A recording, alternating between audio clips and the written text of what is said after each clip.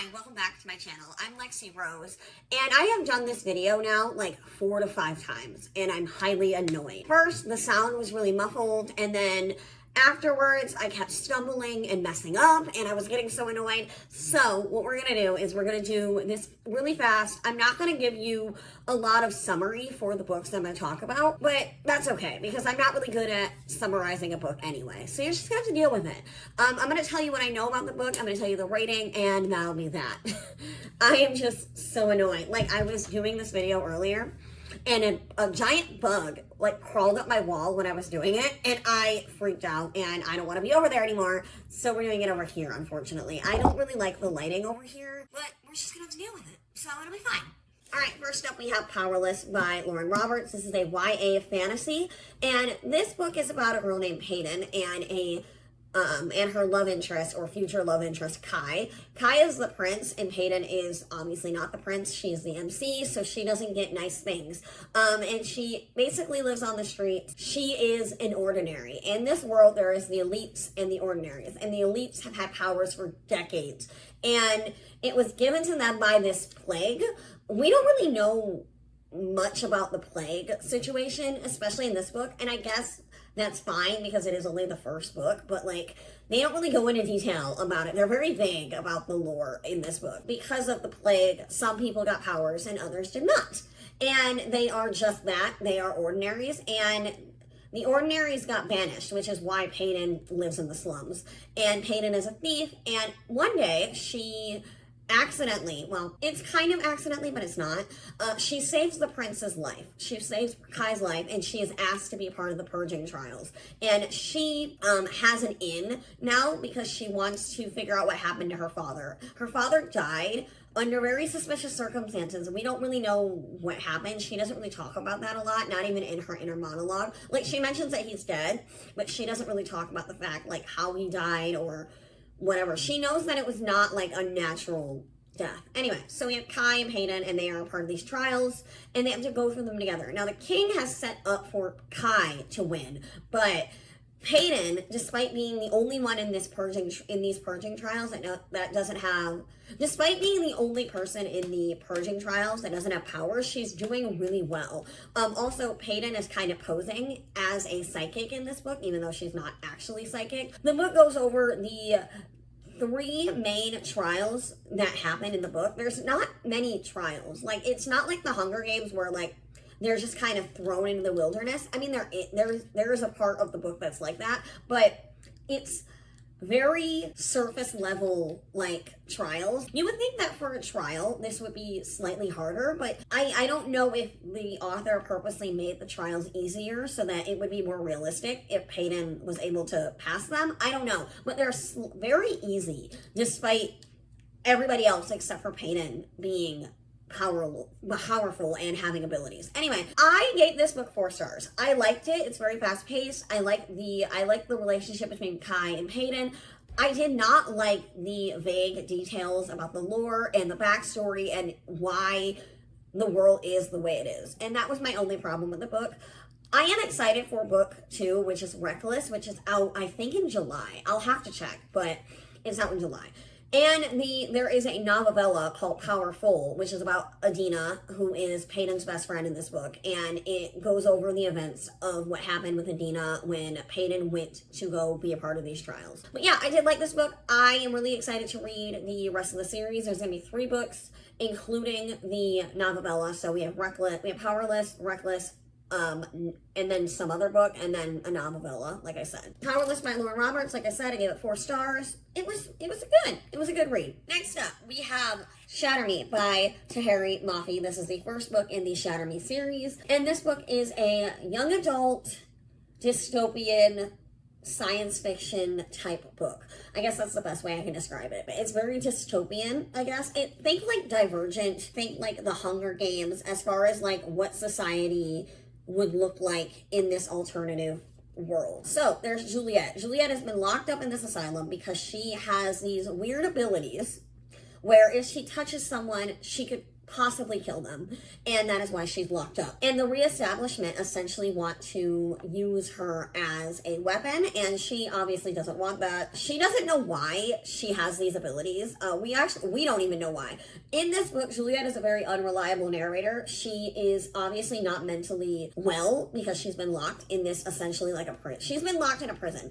In the book, I think they say like the asylum or whatever, but like they're not helping these people, they're just locking them up. So Juliet doesn't want to be a part of the reestablishment because she thinks they are bad, and they are bad, and she has to go through this journey of, you know, discovering how to use her powers, how not to use her powers when she touches people, figuring out what she's going to do when she gets away from the reestablishment. So essentially, that is what this book is about. I think that is the best way I can describe it, because there's no right answer to say what this book is about, in my opinion. And that's why I'm kind of all over the place. If I'm being totally honest, a lot of this book is just Juliet on the run up until like the last section of the book.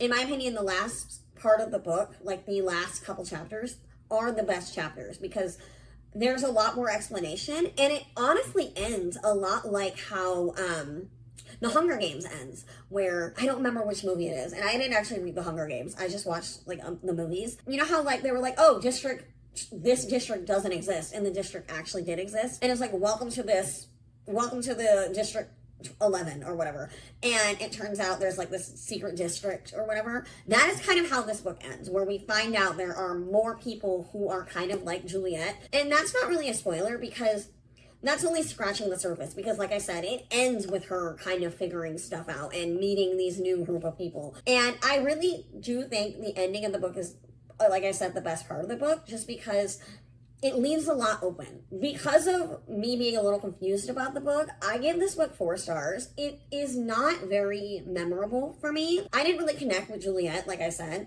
and I didn't really like Adam either. I don't know. This book is very, like, it's kind of like a mind fuck. Like, I'm like, oh, this makes sense. But then I'm also, like, questioning people's motives. And I'm like, wait a minute, why would they do that if this is what they actually... It's very confusing. Anyway, not to shatter me.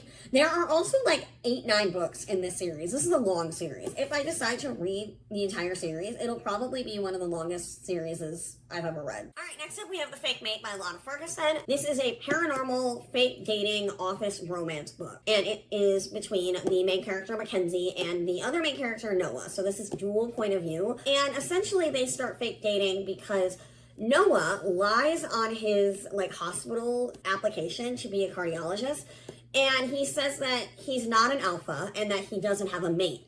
And they find out, oh, well, you are an alpha. Why don't you have a mate? Because there's all these misconceptions about alphas.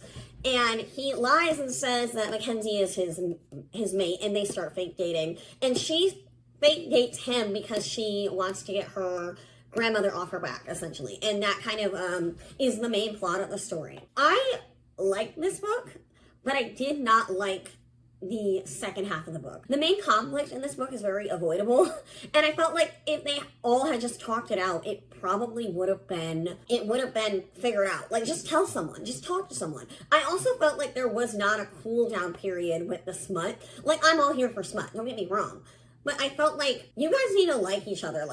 You guys can't, I mean, you can just have sex with each other, but like, I need some cute moments, you know? I ended up giving this book 3 stars just because I felt like the excitement for this book really wore off once the main conflict started to happen, and I'm like, this is dumb. I don't really like this. I did like a different book by Lana Ferguson called The Nanny, and that is a really good book. I really like that one. It's just like this pure romance smut type book. It has these cutesy moments in between. The main characters really vibe with each other, where in this book, it's a slow burn, but it's not. I think actually, in my opinion, they fall in love way too fast. But anyway, yeah, I was not the biggest fan of this book. I will be reading another book by her that's coming out. I don't remember what it's called, but I do want to read a different book by her. I was told that I was going to probably like this book because I love Bride by Ellie Hazelwood, but I just wasn't vibing with her. You know, that might not be her fault, and maybe if I reread it and really turn my brain off for it, maybe I would like it, but I just didn't. So, unfortunately, The Fake Mate was just okay, and that is why, like I said, I gave it 3 stars. Next book I'm going to be talking about is called What Lies Beyond the Veil. It is by Harper L. Woods, and it is a high fantasy romance type book.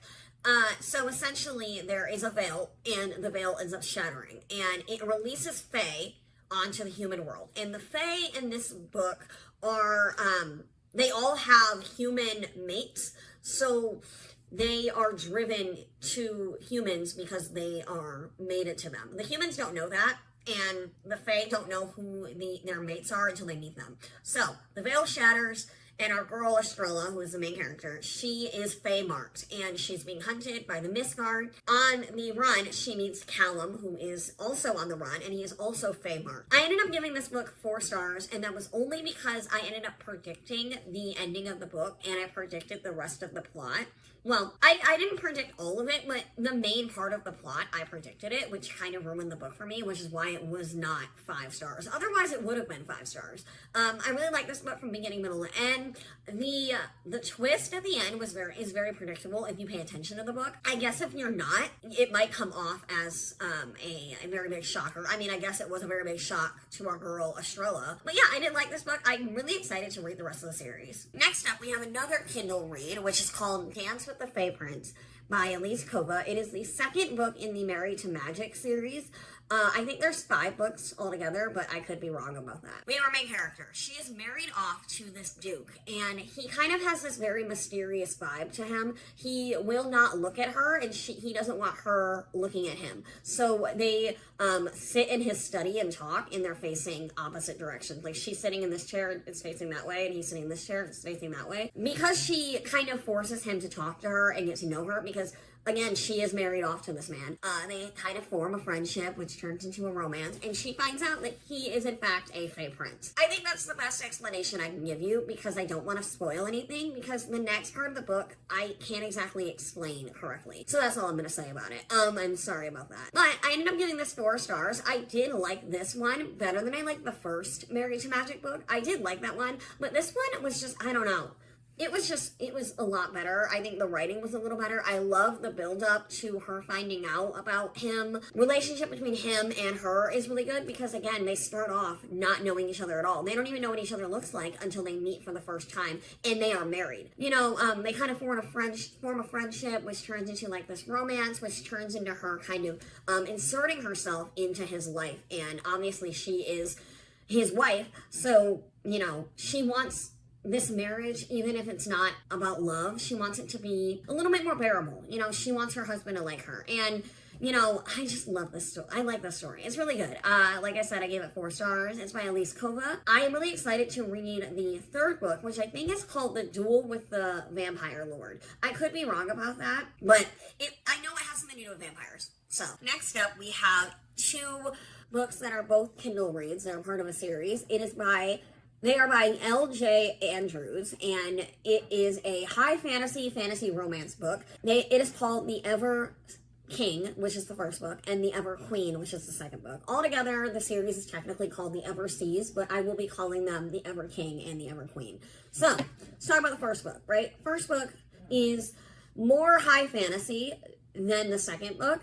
The first book I really liked. The first book is very interesting. So let me read what the summary is, and we'll talk about it. Because I don't want to go into detail because I already have to talk about the second book, and the second book kind of spoils the first book. So I'm just going to give you the summary of both books, if that's okay. They stole his crown, so he stole their daughter. For years, Eric, the scarred king of the Ever Kingdom, has thought of nothing but vengeance against the man who killed his father and trapped him beneath the waves, making him a prisoner in his own realm. Until his enemy's daughter unintentionally breaks the chains on the Ever, and Eric makes her the unwitting pawn in his vicious game of revenge. She's innocent, he's vicious, but he will take back what he's lost, no matter the price, unless she steals his heart first. Welcome to the passionate world of Ever Kingdom, where pirates, sirens, and fae collide with Vikings in a dark fantasy romance between villain and the innocent princess that holds his heart. So that is essentially the overall summary of the series, right? The second book is a little different. We'll talk about the second book in a minute. But first book, solid. I really like the first book. I gave the first book 4 stars, I believe. Let me look. Yeah, I gave the first book 4 stars. I loved Eric, and I loved the main character, the other main character, who is the woman who is the innocent daughter. I liked her. I think that she was a lot She was a lot more level-headed than I thought she was going to be about being kidnapped. She was just kind of like, okay, well, that's it. I mean, she freaks out for like a day or so, and she hates him. But then she's like, you know what? I don't even care. It's fine. Like, I'm not even that worried about it. I will fall in love with you anyway. It's fine. But I do like the first book. Like I said, I gave it 4 stars. If you're looking for a book that kind of has everything when it comes to fantasy elements, like fae, Vikings, pirates, sirens, this kind of magical world where, you know, you have 2 different types of people and the lore of those people, you will probably really like this book. I've never read a pirate type book, and I only wanted to read it because I knew it was going to be different, and I ended up liking the first one. It was really good. I liked Eric. I thought their kind of love story was really cute with the MC, the female MC. It is dual point of view, which is also really good because without the context of Eric's point of view, it comes off really creepy. Like, I feel like if we just had the main characters, the innocent daughter, again, I don't remember her name. Sorry, I don't remember anybody's name, by the way. But if we just had the innocent daughter's point of view, I feel like Eric would not be as well received as he is. Because I think Eric's a good guy. I think he's doing what he can. Just, you know, maybe don't kidnap people. So, you know, maybe that's just me. And then we have The Ever Queen, which is the second book. And let me read you the summary and we'll talk about it. Songbird. That's what he calls her. I forgot that. He calls her Songbird. Captive. Challenger. Queen. Enemies took her from the man who holds her heart. They might see her as weak as a pawn in wicked games, but they have no match for the first ever queen. Yeah, I forgot to mention, because it's important, but it doesn't become important until the second book. He not only does he kidnap her, but he takes her back to their place, and he essentially is like, now you have to be my queen. So that's fun. Let them think they won. Her heart belongs to a beautiful monster, and she will never stop fighting until she gets back in his arms. And the serpent, captor, villain, and king. His enemies stole the woman who claimed his soul. They betrayed him out of greed and desire for the crown, but they won't die for that betrayal. No, they'll die for touching her. His heart belongs to a stunning little bird he will never stop searching for her light across the skies, not until the blood of his enemies spills at her feet. His queen wears their bones around her neck. So she ends up getting kidnapped at the end of the first book, and the second book is him getting her back. I ended up giving this book 3 stars. Let me tell you why. I felt like it was too long. I also felt like there was a lot of unnecessary information in there, especially because there's going to be a third book, but it doesn't follow these 2 characters that I just talked about. It's like they're moving on to a different character. I don't know. I felt like after we rescued her, I felt like we should have had an aftermath, and then the book should have ended. But it didn't. And I didn't like that. Like, it was like, okay, we found her. She's fine. She's cool. I wish there was a little bit more of an aftermath of that. I wish that, I don't want to say I wish that she had been, like, tortured or whatever, but I wish there was more into her capture. Like, she was just kind of treated fairly well. I mean, to be fair, the person that kidnapped her broke the bond between her and Eric, and, like, basically, in a way, tore out her heart, essentially. I don't know. I just felt like it was too long. It did not need to be that long. It should have been like 350 pages, if I'm being honest. I felt like there was just a lot of unnecessary information. And I felt like if the information in this book had to be there, it should have been a novella. I think the first book had a really good beginning, middle, and end. And I think the author was like, well, I want to do another one. I think that's why they added the kidnapping portion of the book, which led into the second book. But yeah, this series was fun. I've never read a book about fae pirates before, and I think that's why it's so interesting to me, and that's why the first book got 4 stars, and the second book got 3 stars. It's the next morning. I'm in my pajamas. I wanted to finish this video and have it up today. It is Friday, and this is the day I usually would upload. I thought I was going to have this video done by yesterday. That didn't end up happening, so let's just pick up where we left off. I accidentally deleted my ninth house portion of this video, so we're just going to redo it. I accidentally deleted it, and then the audio cut out. So I'm so sorry if some parts of the video, the audio is muffled. I don't know why, but whatever. So we have Ninth House. Ninth House was the very last book that I read in the month of March. Ninth House is a paranormal fiction book by Leigh Bardugo. I really like this book. This book is very dark academia and very paranormal-esque. I really liked it. Like I said that like 3 times now. So Ninth House is about a girl named Alex, and she is asked to be a part of this prestigious school, Yale. And she is offered a full ride if she is up for the job to monitor Yale's secret societies. So the entire book is about her kind of making sure that these secret societies follow the rules and that they stay in their lane, essentially. And she ends up kind of in trouble when there's a murder on campus, and she has to find out if the secret societies had anything to do with it. I give this book 5 stars. It was the only book in the entirety of This was the only book in the entirety of March that I gave 5 stars. I really liked it, and I really liked the second book as well. We'll talk about that later. But yeah, Ninth House.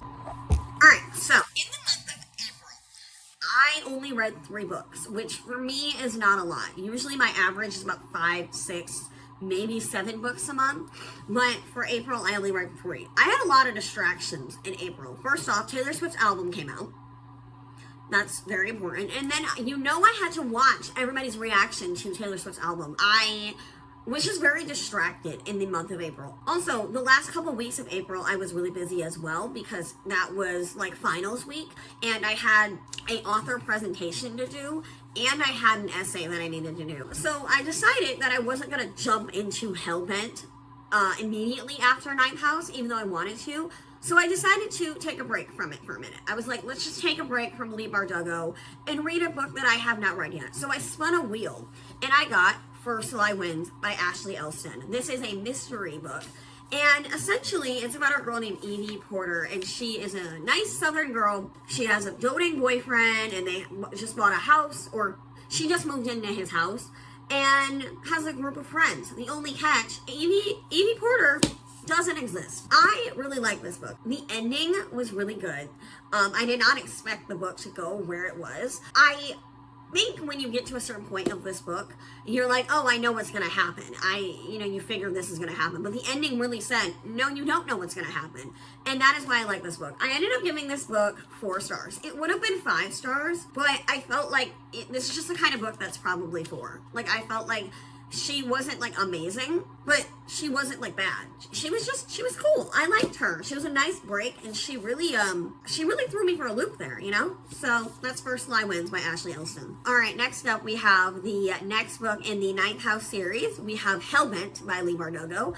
And this book is a continuation of Ninth House, obviously. I'm not going to spoil anything for you, because if I told you what this book was about, it would completely and utterly spoil it. So we're not even going to talk about it.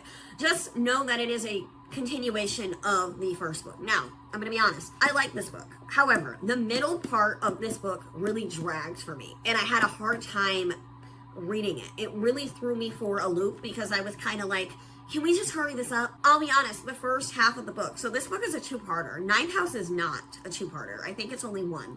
I could be wrong about that, but I don't remember. Anyway, this book is also longer than Ninth House. So obviously there's more going on, but I felt like the middle part of the book really did drag. The first part of the book was good, and the last part of the book was really good. I really liked the last part of the book. That really threw me for a loop. I really need to stop saying threw me for a loop. But it did. I really did like this book, which is why I ended up giving it 5 stars, because of the ending. The ending was so good.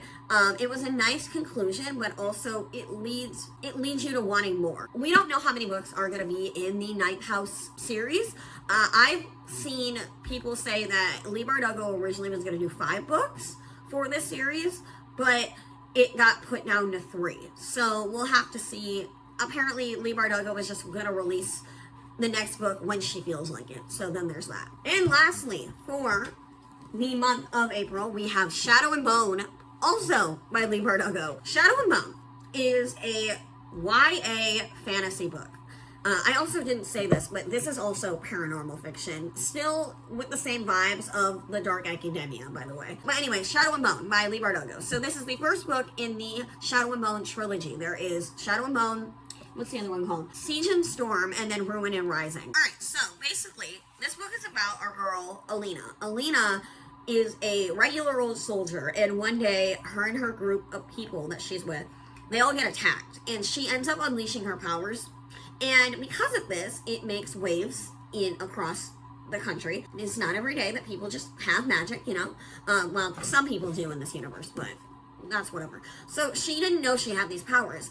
She gets recruited because they think that she is the answer to all their problems, essentially. And the book is basically her learning how to use her powers, and she kind of has to live in this world that she's not used to. So she's like taken to like a castle, and there's other people who are like her who have abilities, so she's kind of thrown into this world that she knows nothing about. I don't know why I just moved all the way away. So that is what the book is about. So the Darkling, who is like the king's general guy, he thinks that she can destroy it. Like I said, she's the answer to all their problems, but we find out some things, and that leads into what the actual book starts becoming more about. I gave this book, I ended up giving Shadow and Bone 4 stars. Now, it would have been 5 stars. However, I had a hard time understanding at times what was going on. Like, I felt like we were kind of thrown into the middle of what was going on. There wasn't a lot of answers to some of the questions that I had.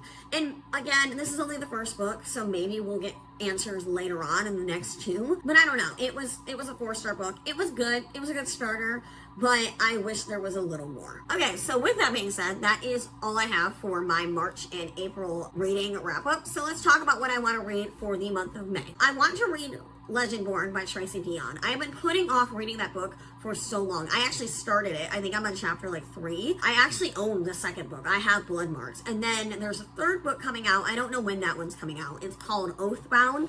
I'm really excited because everybody talks about how much they love Legendborn. And as someone who enjoys a good young adult book, I have a feeling I'm going to like this series. So that's a book that I'm really excited to get into. I really want to read Leigh Bardugo's other new book called The Familiar. That one came out, I think, last month. I think I have it right here. Literally, I have a whole book database in front of me. Hold on, let me see if I can find it. Oh, yeah, it came out April 9th. Yeah, so, and it's only 400 pages, so it's not that long. Let me go grab it. This is The Familiar by Leigh Bardugo. Look how pretty she is. Also, look on the inside. Look, look, look. That is freaking gorgeous. So, yeah, this book just came out, like I said, a month ago. I am really excited for this book because, number one, I heard it has a very different vibe, but still has that Leigh Bardugo thing that she puts in books. This Leigh Bardugo, like, salt, you know what I mean? But besides that, I think that's all I have. I didn't want to, like, talk about a bunch of books because I don't want to set up expectations for myself and not fulfill those expectations, if that makes sense. Thank you guys for watching. I will see you guys in the next video. I hope you have a great day. And we have a great weekend, and I will see you guys in the next one. Bye, guys.